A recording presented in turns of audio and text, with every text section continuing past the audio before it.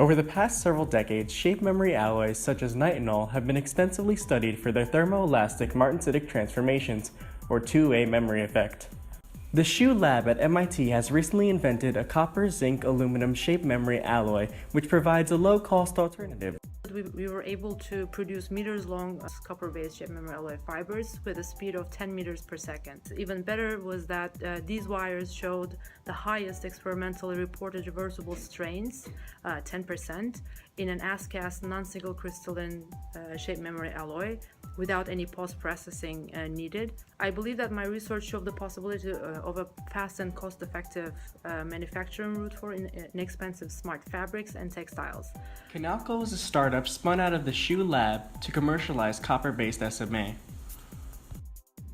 Hi! Did you think I was Donald Trump and this is my hair? No. This is bamboo alloy. It's fantastic. We reach an elasticity of up to 10%.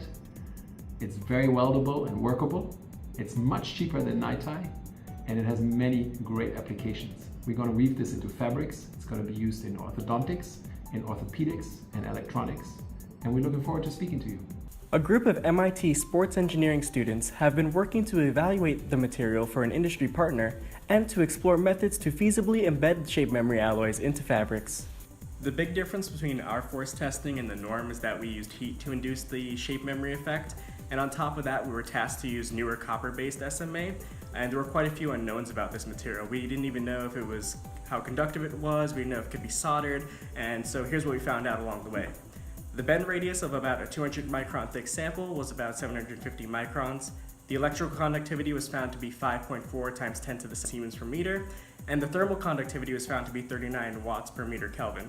As for solderability, it's a lot better than nitinol, and for oxidation, we haven't found any traces of that when left in water overnight. We set ourselves to explore some untraditional methods of embedding SMA wire into fabrics. Because Kinalco is still in its early stages, we haven't been able to get enough copper wire to be able to run our prototypes. Our prototypes utilize nitinol. We designed and manufactured our own 3D springs by spinning the wire onto a threaded rod with a hand drill and baking them at 550 C for 15 minutes.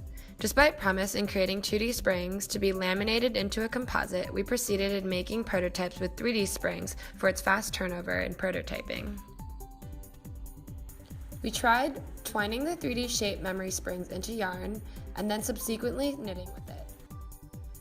We also tried directly weaving and sewing them into the stretch fabric, as well as casting the spring in various silicones. So after prototyping with 4 materials, we found high promise in the scalability, performance, and engineering controllability of a casting method. In the past 2 months, Kinalco has secured new equipment to create robust round wire of a controllable diameter, and they plan to have a commercial-ready product in 6 to 12 months. The MIT team has evaluated the desired mechanical properties of the copper-based SMA for a potential industry partner and found various methods of which the SMA can be embedded in a scalable way. I don't really see a big challenge that cannot be overcome as long as smart scientists continue developing this technique and full control of the process and the final properties are